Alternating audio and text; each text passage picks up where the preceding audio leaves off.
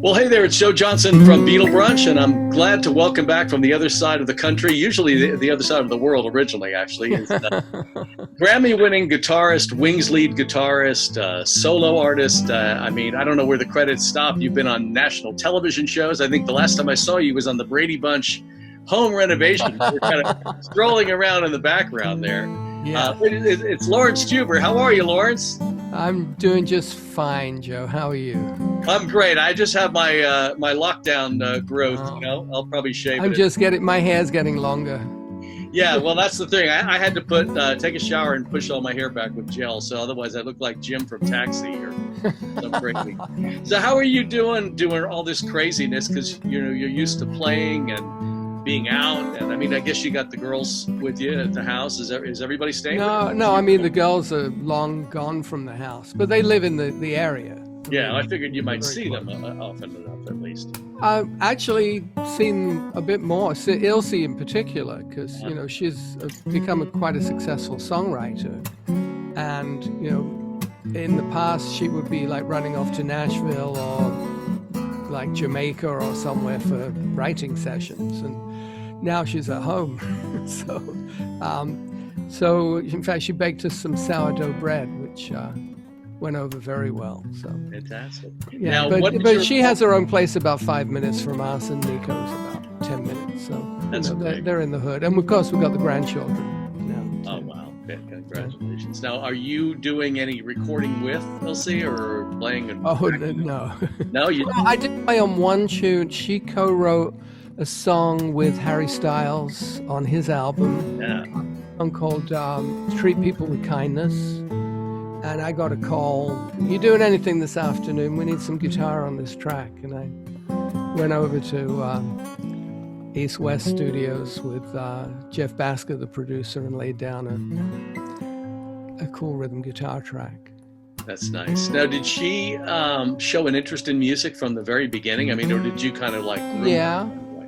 And she started off as a drummer. Okay. And we thought that's what she was going to do, was be a drummer. And then she picked up guitar when she was about 14 and immediately started writing songs. And she had like 3 songs written, and Hope grabbed her one evening and said, "You're coming with me," and took her to an open mic and forced Ilse to get up on stage. And it, like, the audience loved it. And it was like, oh, maybe this is a cool thing to do. Wow. Was that how you started as far as your first public performance? Was it something like a stage shot for a small crowd, or what was your very first? Well, there were I don't recall open mics when I was 13. My first actual paid gig was with a local band leader, a guy named Phil Revens, who was a trumpet player, who decided that he was going to have me play in his band. So I played at a wedding. And I could read music because I started off, being able to read somewhat. And so I had kind of like some sheet music on the music stand, but I'd already started developing my ear at that point. So a lot of my early musical experience was on the bandstand like that. But I was also like, this would have been 1964, 65, when, there was like folk music was very popular. So I was learning Dylan songs. I was learning, one of the acoustic guitar pieces I learned was Angie, which was the one that the Davy Graham tune that Paul Simon covered on one of the early Simon and Garfunkel albums, which was kind of like you played, hang on, let me grab a guitar and standard tune. Have you got a guitar handy, by the way? Of course. One or two.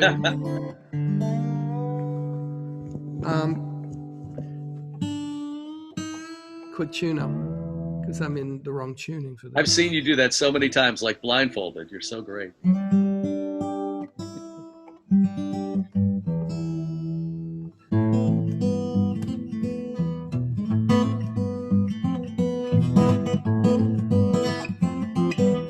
That's Angie. And the thing is that you had to be able to do this, this kind of hit the road jack kind of walking bass line, but at the same time play the melody. Yeah. And that was kind of the rite of passage piece, you know, and I kind of mastered that when I was about 13 or so. And so then you played And that so on. when I would do, like at the local youth club, I would sing some or play a bit, and you know, and then I had a band with some friends where I play electric guitar and sing, but really, you know, once I realized that I could make money playing guitar, then it was like, okay, I want to be a professional guitar player. That's what I want to do for a living. And it's typically like for me to be a radio guy, my parents, you know, were not very, they didn't think I could make a living. So were your parents like, no, really, go work for the bus company and then maybe on the weekends, you know? Yeah, I mean, you know, it was basically that's kind of okay. What are you going to do for a real job? You know? Yeah. And it was Yeah. like, but the thing was that I was making money doing it. Yeah. And I wasn't academic enough to kind of be a doctor or, you know, maybe like, you know, because my dad had a grocery shop at one point, and then later a liquor store. And it was like, okay, the idea of kind of being, you know, having a shop, you know, and so, well, maybe, you know, because I like chemistry in high school. So maybe pharmacy, you know, I could be a pharmacist. But my grandmother thought I should be an accountant, but because I was quite good at math, and you know I was able to take care of business for myself, you know, at a fairly early age. But it was just playing guitar was such a passion for me, and the fact that I could make money doing it, and the brass ring was to be a studio musician. Right. So that's what I really made my goal was, okay, I'm just going to be the best guitarist I can be and be versatile and understand music and get into studio work, which I eventually did. When did you decide that you were going to record your own music, either original or covers, you know, aside from working in studios with other artists? Well, to begin with, I was really, you know, I was strictly a guitar player. I was strictly kind of the hired gun guitar player. And it wasn't until I was in Wings that the notion of writing really came to me, and you know that really came from watching Paul and realizing not only that there was a creative process that wasn't like lightning striking you know, on the side of the head. It was like, you know, you just had a workflow. That and the fact that I started to understand that the real money in the music business was in the writing and the publishing end of it. So that kind of got me started on that path, but it was still kind of focused on the acoustic guitar and writing pieces for acoustic guitar. And so I'd started writing while I was in Wings and then just kept going with that. And then after Wings folded, I moved to New York and I met Hope, who became my wife, who was from LA, and moved out to LA in October of '81. And then fairly quickly got into doing studio work here in LA, but at the same time was writing, and then I got into composing for television and movies and producing some records and just, you know, still making money in the music business. And it wasn't until I had recorded one album during the time I was in Wings, because Paul said, hey, I've got this big publishing catalog, go record some tunes out of it. So I did my Standard Time album, which had a couple of original tunes on it, including Maisie, which was one that we recorded actually during the Back to the Egg sessions.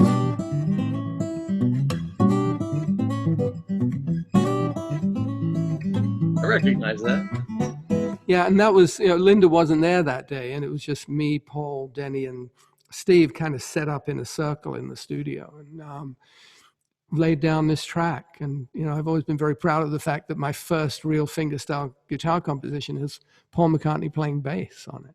Wow, that's right. That's pretty good. You know, I wanted to ask you a writing song with Wings, because recently for Mother's Day, I played on my show, Daytime, Nighttime Suffering, and I was reading about it. And the story goes that Paul was looking for a B-side to Good Night Tonight from Back to the Egg, and that he threw it out to the band. Is this true or not? If anybody could write a song that's good enough to go on the B-side, you get it? Not exactly. No? Okay. So can you paraphrase or fix that for me? I mean, well, the fact is, I'm just checking my tuning here. what happened was we had kind of a board meeting where we all got together in like a conference room around one of those tables with little notepads and glasses of carafes of water and stuff.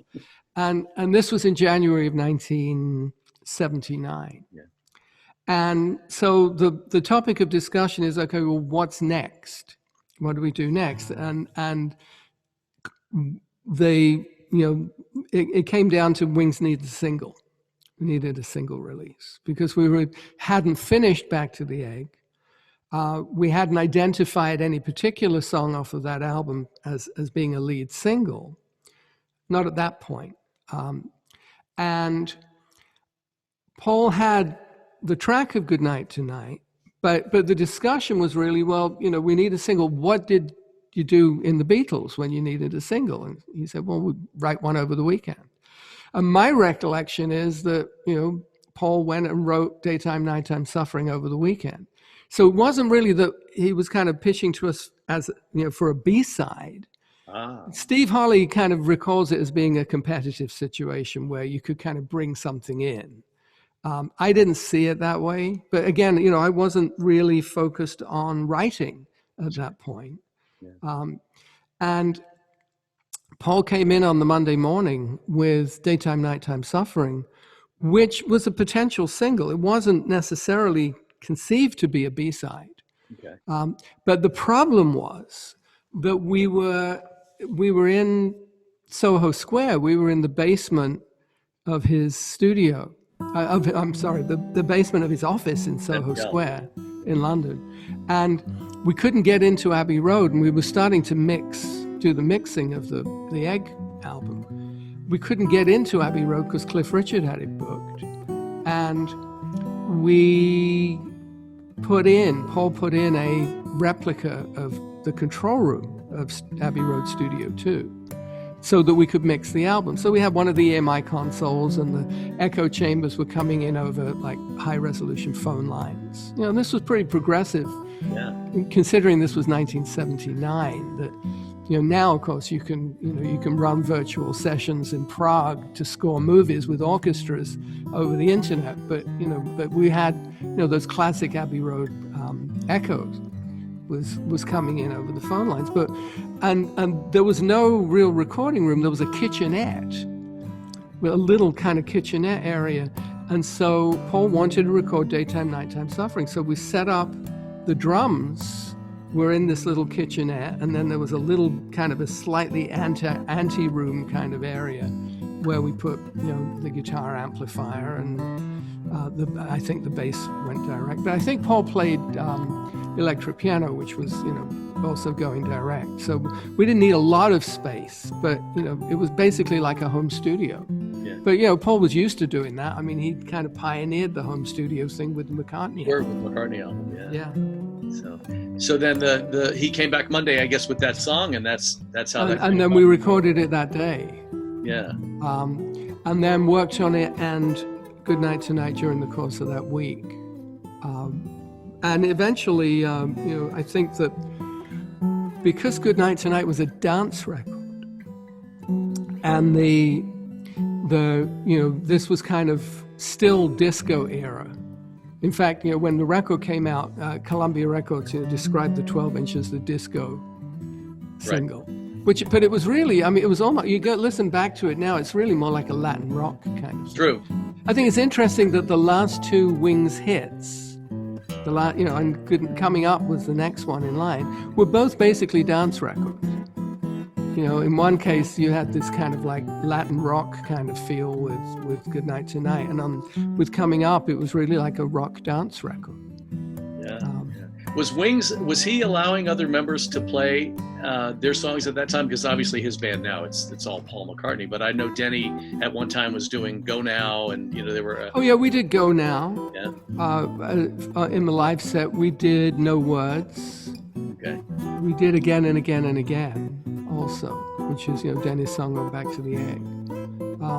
So there was certainly but Denny was kind of ensconced in there, because he'd been with the band, virtually, since the beginning. Whereas Steve and I were kind of the upstarts, And, both of us, and Steve was also doing some writing, and there were potential opportunities. I mean, there's parts of Old Siamsa,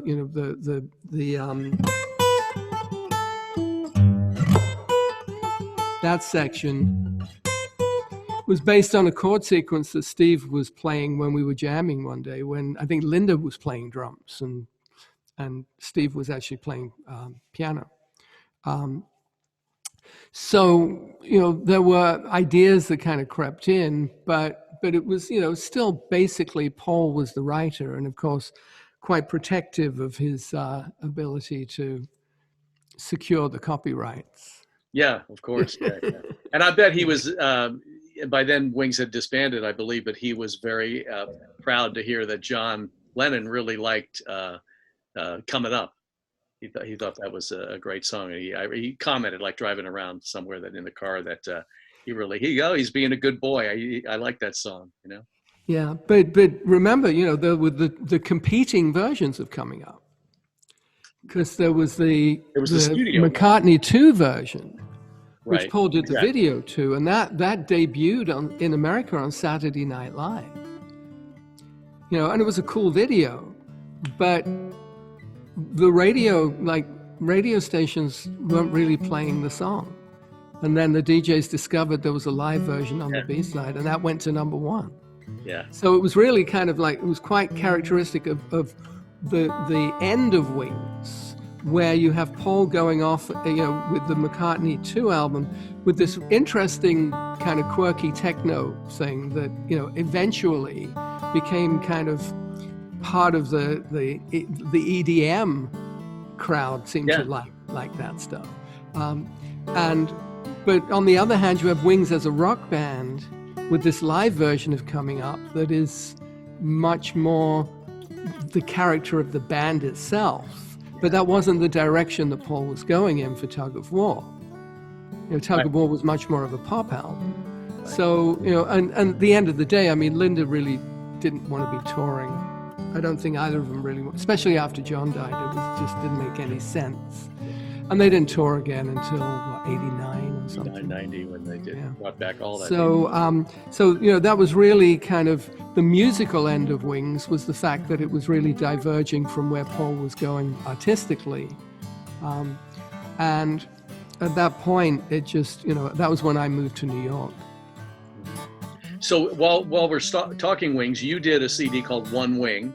I did. Which, because I want to talk about the Beatles one that's out, Fab Fourth, but and obviously he's heard it. So how did you choose those songs? Was it based on how you could play them, or based on your love of them, or based on their popularity? I mean, what is when you pick it? And now you've done 59 Beatles songs since that time. I've done 4 albums of Beatles. Yeah. Well, the One Wing album wasn't one that I intended to do, but Paul suggested it, because after I did LJ Plays the Beatles, the first one, Paul said, well, what about Wings? Again, I think thinking about the publishing side of it. That's so crazy.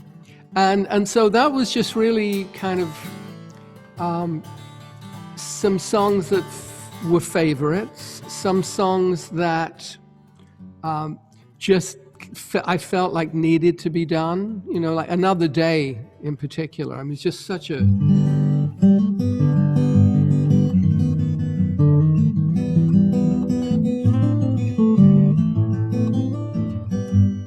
that just, it's like classical guitar, the way that it lays out on the instrument. I always have to look and see if there's another person playing guitar in that room.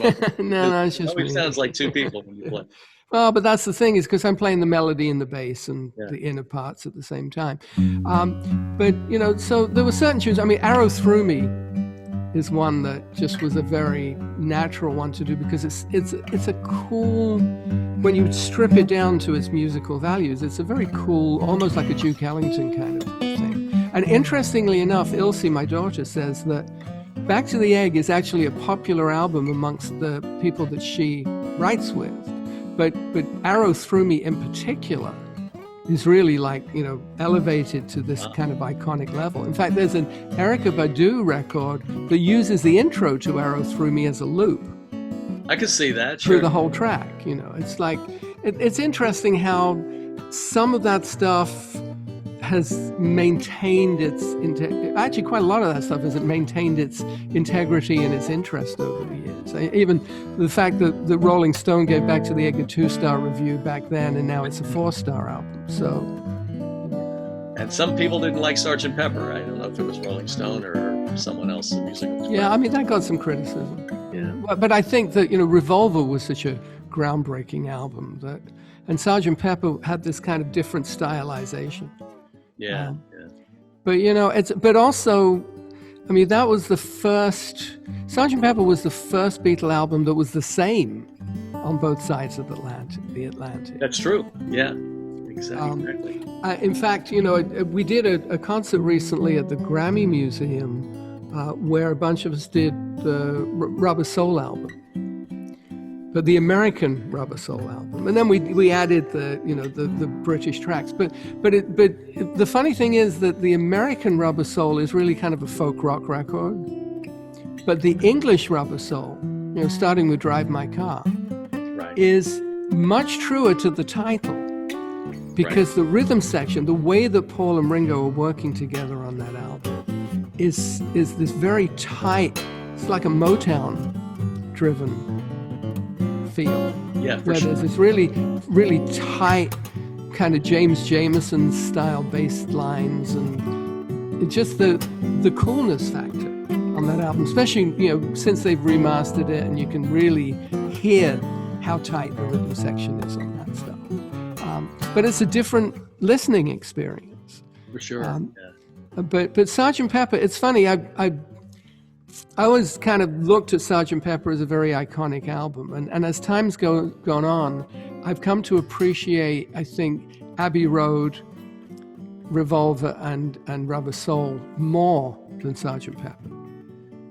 Having said that, I just did on my latest album of Beatle arrangements, I did A Day in the Life, and I did She's Leaving Home. And on the last one, I did Lucy in the Sky. Well, When I'm 64 is on the second one, I think, too. I really wanted to talk about the Fab Fourth, but I mean, obviously, it was LJ plays the Beatles, LJ plays the Beatles too. LJ can't stop playing the Beatles. That's right. At some point, you have to check yourself into a treatment for that. And then the newest one is Fab Fourth, and I just want to give you my personal experience with it. Yesterday, I went out for the first time, aside from walking around the neighborhood. I went to the post office. Everybody's got their masks on and 6 feet of distancing and all the plastic signs, and everybody was so kind and, go ahead. It was just. And then I get in the car and I pop your CD on, and Across the Universe came on. And for some reason, it just felt to me like it was a worldwide voice to me at that moment about what I was experiencing. I'm getting emotional thinking about it now because you're getting old and clamped. Yeah. The song just tied it up, and they're 40 years apart or 50 years apart, the events, and it just. And that's an interesting song because, and that's Hope's favorite on the album. It's funny because the album title came first, because I wasn't intending to do a fourth album of Beatles, and Hope said, well, I've got a title, so you have to do it. And she produces these records. But with Across the Universe, I mean, I think because that came out of John's meditation experience in India. And it has a very transcendent quality to it. So what I tried to do in the performance, and Hope was really guiding me into this, was just to capture that transcendence to the point where it kind of feels like it emerges from something, and then it never quite finishes because I kind of leave it hanging on the last note. And I heard a story, I'm not sure how true this is, but the story I originally heard was when John played it for Maharishi, that when, nothing's going to change my, because Jai Gurudeva is the kind of expression of appreciation for Maharishi's teacher, who was Gurudeva.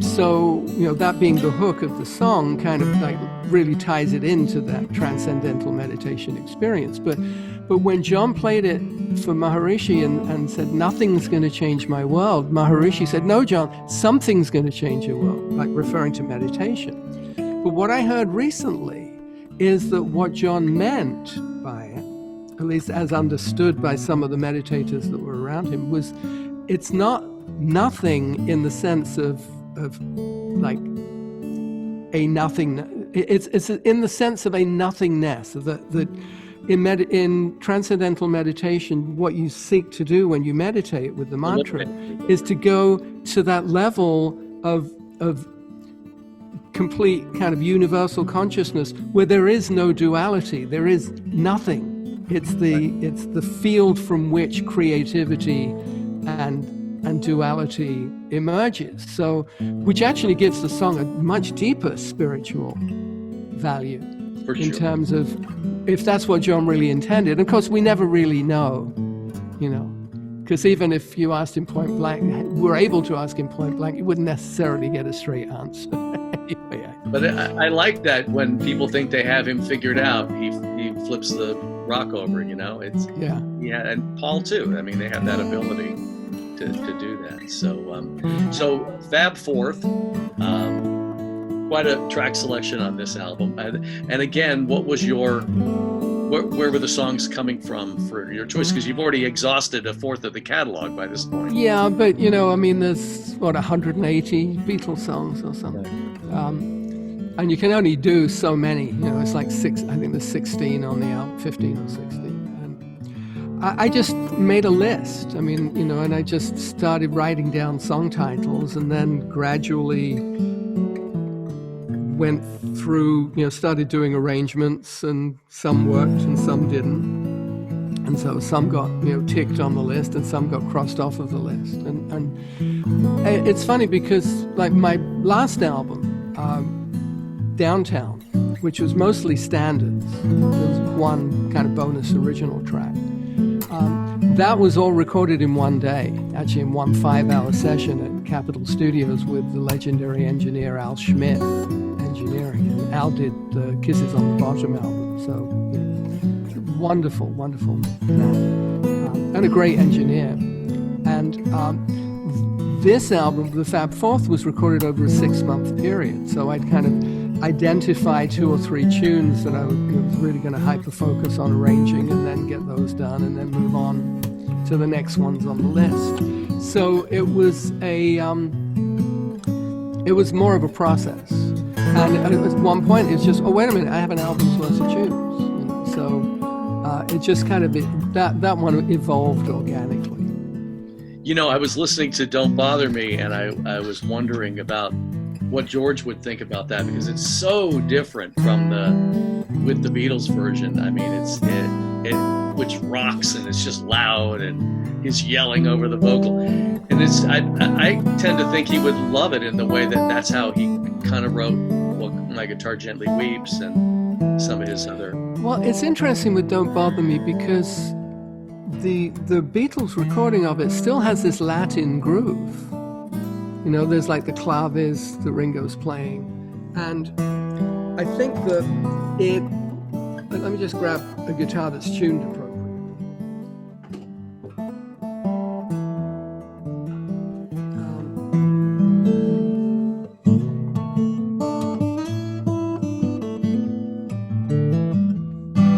It's still got that. Right. Almost like a bossa nova kind of feel. And so, when you strip things down, sometimes the underlying musicality kind of reveals itself.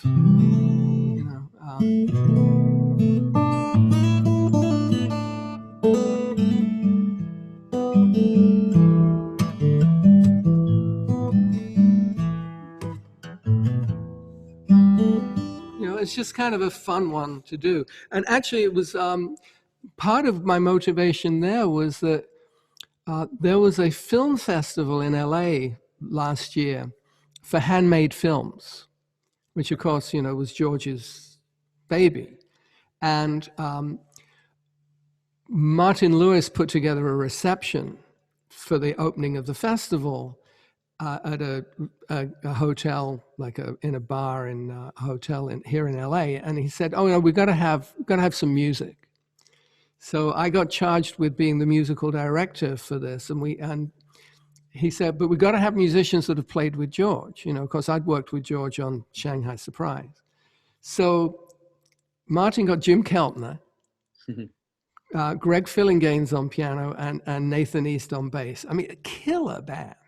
Wow. And we had Bird York, who's an actress that was and a singer who was in one of the movies, I forget which one.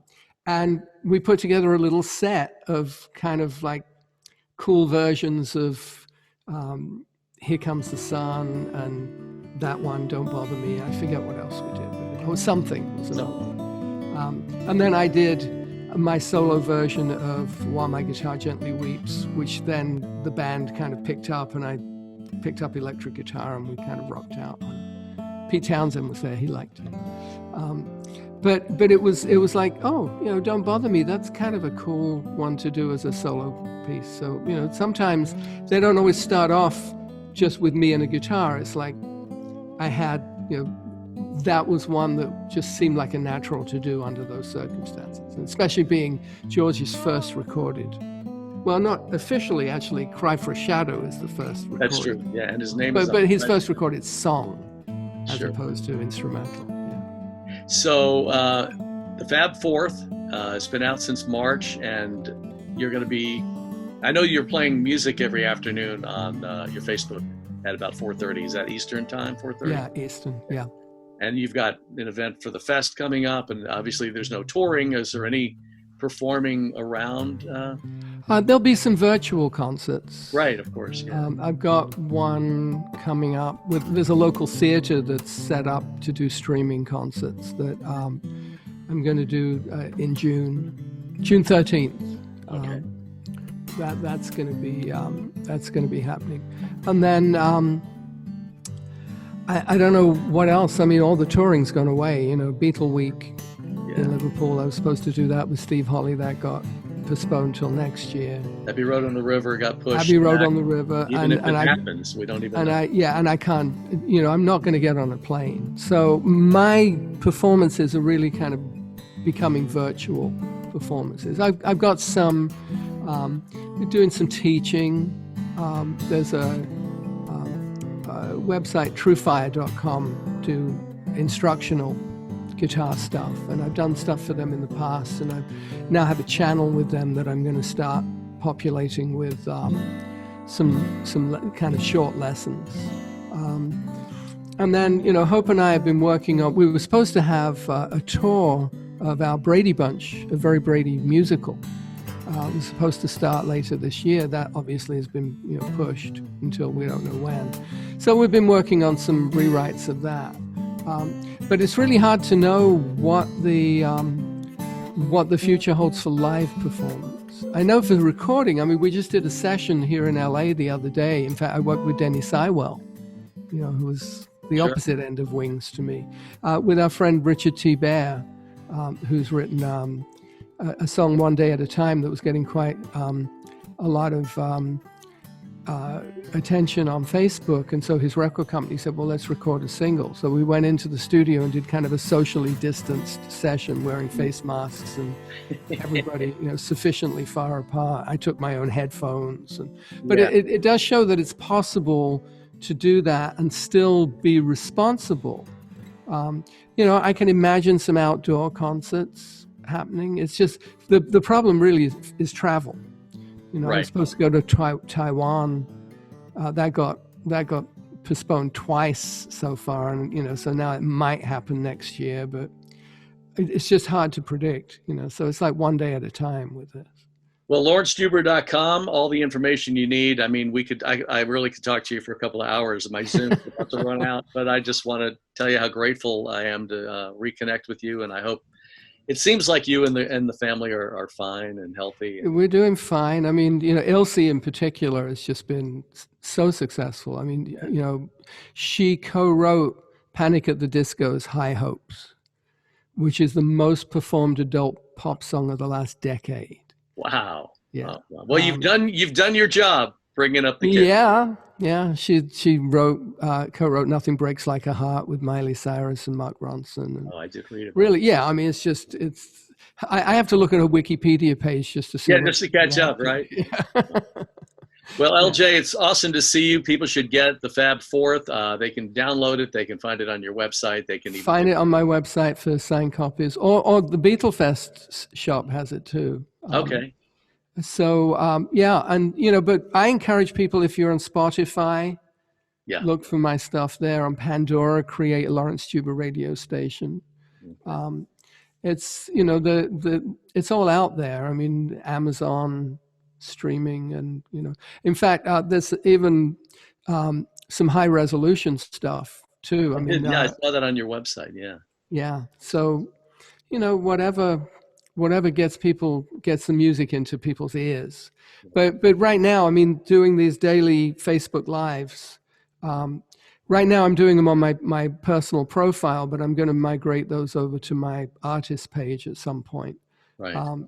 But that's kind of, entertaining people in a way that you can't even do in the real world. I mean, I've got nurses and doctors in emergency rooms tuning in, and just really being able to kind of reach people in that kind of pro bono way. I mean, I'm not doing it certainly not for money. I mean, it's really to keep myself in shape, but also to provide some entertainment for people who need it right now. I think when this is over, or even throughout it, that the people who are creative and talented like yourself, and the musicians, that we see, Elton John and people performing, Paul, I think there's just going to be such a flow of creativity and healing. I hope that is the case. Well, I think we're going to need it. Yeah. But, the fact is that the whole entertainment business is changing. It's like it's changing perspective, because the only movies that are getting greenlit right now are animation. That's true. Right. Right. So it's we'll see. I mean, we'll see what happens. But I was planning on kind of winding down the touring over the next few years anyway. Sure. So I just accelerate that. But it doesn't mean that I can't have a kind of a broadcast presence. So, sure. I'm working on upgrading my internet connection and improving the camera. I've got, studio quality audio going on at this point. So, but that's because I have a recording studio here. So.